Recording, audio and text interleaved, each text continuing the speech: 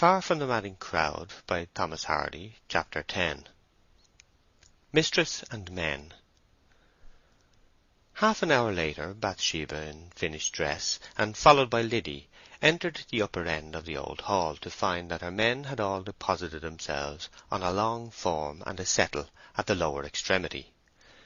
She sat down at a table and opened the time-book, pen in her hand, with a canvas money-bag beside her. From this she poured a small heap of coin.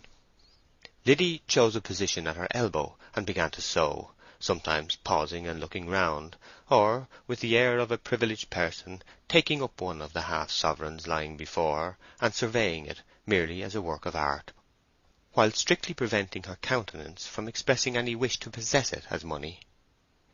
"Now, before I begin, men," said Bathsheba, "I have two matters to speak of. The first is that the bailiff is dismissed for thieving, and that I have formed a resolution to have no bailiff at all, but to manage everything with my own head and hands."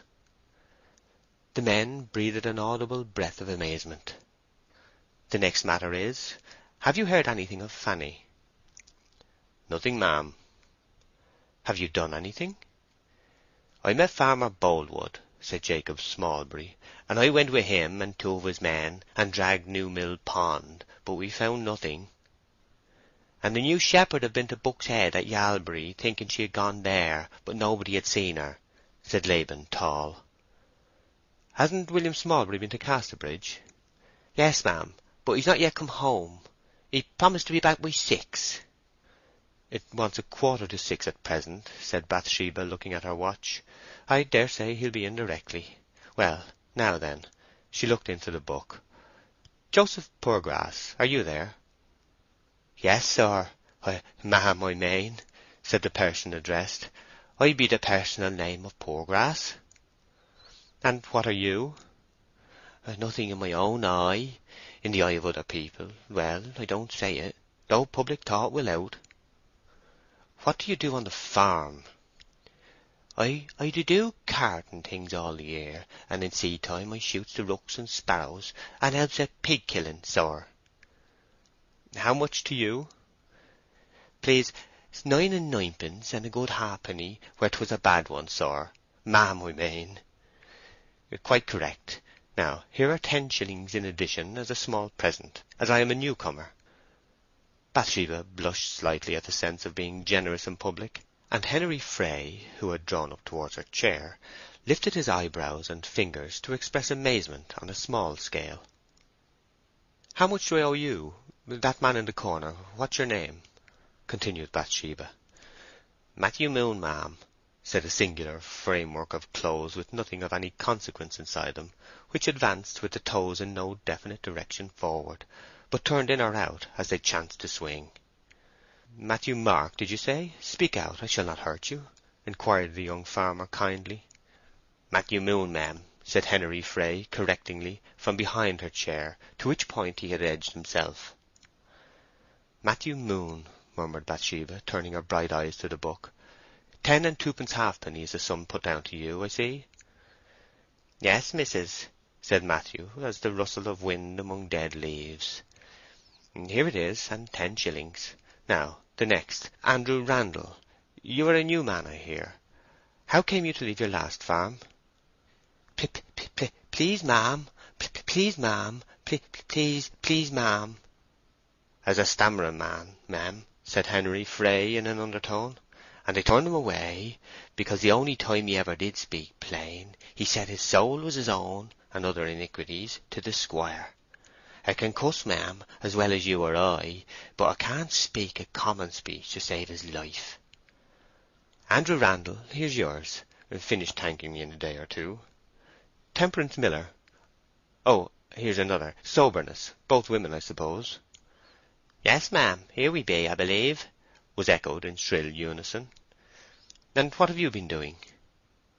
"Tending threshing machine and wimbling hay-bonds, and saying hoosh to the cocks and hens when they go upon your seeds, and planting early flower balls and Thompson's Wonderfuls with a dibble." "Yes, I see. Are they satisfactory women?" she inquired softly of Henery Fray. "Oh, ma'am, don't ask me. Yielding women, as scarlet as pear as ever was. groaned Henery under his breath. "Sit down." "Who, ma'am?" "Sit down." Joseph Poorgrass in the background twitched, and his lips became dry with fear of some terrible consequences, as he saw Bathsheba summarily speaking, and Henery slinking off to a corner. "Now the next.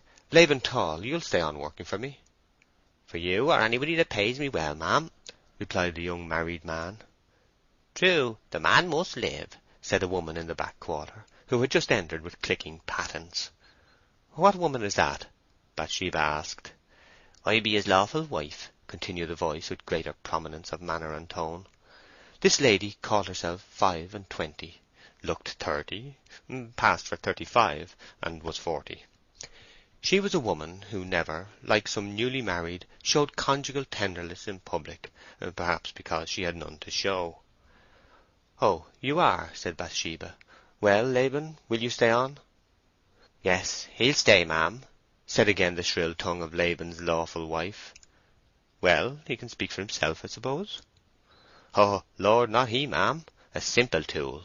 Well enough, but a poor gawkhammer mortal," the wife replied. "He, he, he, he!" laughed the married man with a hideous effort of appreciation, for he was as irrepressibly good-humoured under ghastly snubs as a parliamentary candidate on the hustings. The names remaining were called in the same manner. "Now, I think I have done with you," said Bathsheba, closing the book and shaking back a stray twine of hair. "Has William Smallbury returned?" "No, ma'am." "The new shepherd will want a man under him," suggested Henery Fray, trying to make himself official again by his sideways approach towards a chair. "Oh, he will. Who can he have?" "Young Cain Ball's a very good lad," Henery said, "and Shepherd Oak don't mind his youth," he added, turning with an apologetic smile to the shepherd, who had just appeared on the scene and was now leaning against the door-post with his arms folded. "No, I don't mind that," said Gabriel. "How did Cain come by such a name?" asked Bathsheba. "Ah, you see, ma'am, his poor mother, not being a scripture-read woman, made a mistake at his christening, thinking 'twas Abel killed Cain, and called him Cain, meaning Abel all the time. The parson put it right, but 'twas too late, for the name could never be got rid of in the parish. 'Tis very unfortunate for the boy." "It is rather unfortunate." "Yes, however, we soften it down as much as we can, and call him Cainy. Ah, poor widow woman, she cried her heart out about it almost.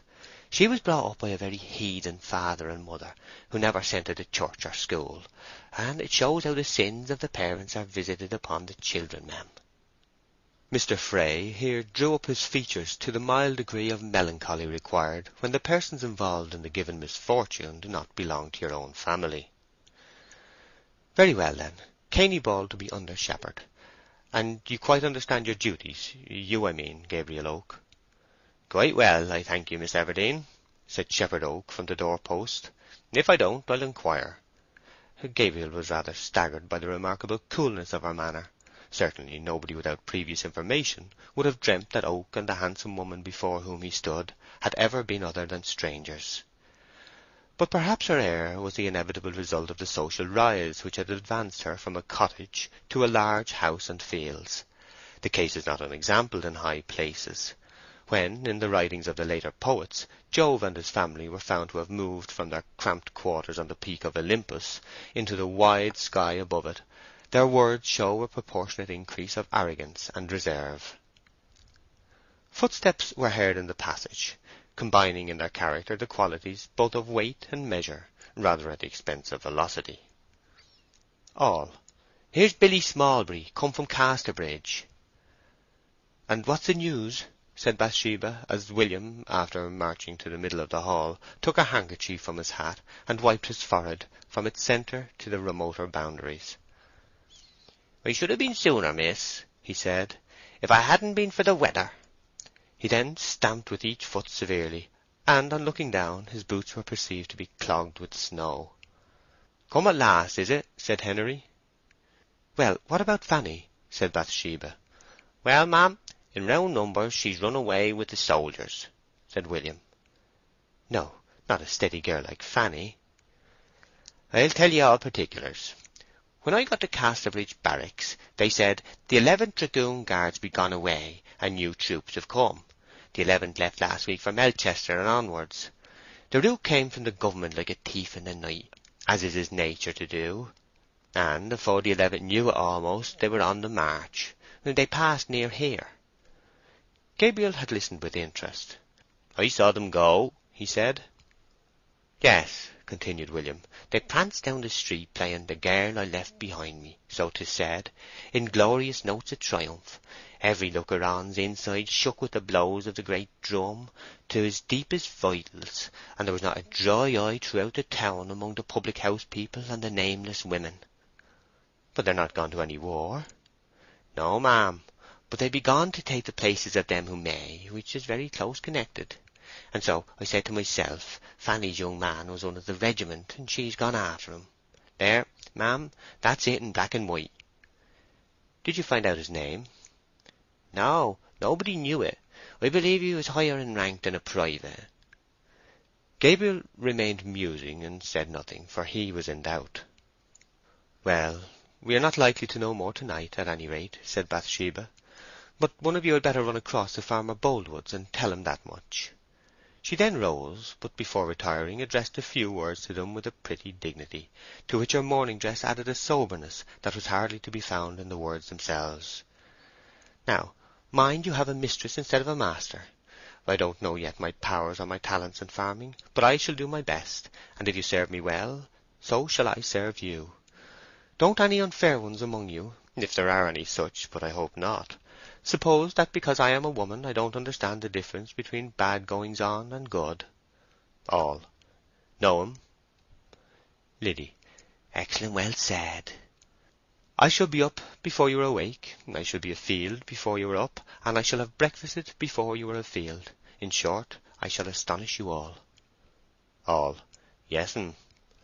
"And so good night." All. "Good night, ma'am."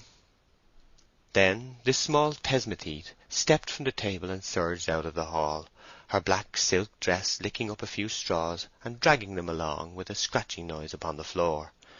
Liddy, elevating her feelings to the occasion from a sense of grandeur, floated off behind Bathsheba with a milder dignity not entirely free from travesty, and the door was closed. End of chapter 10.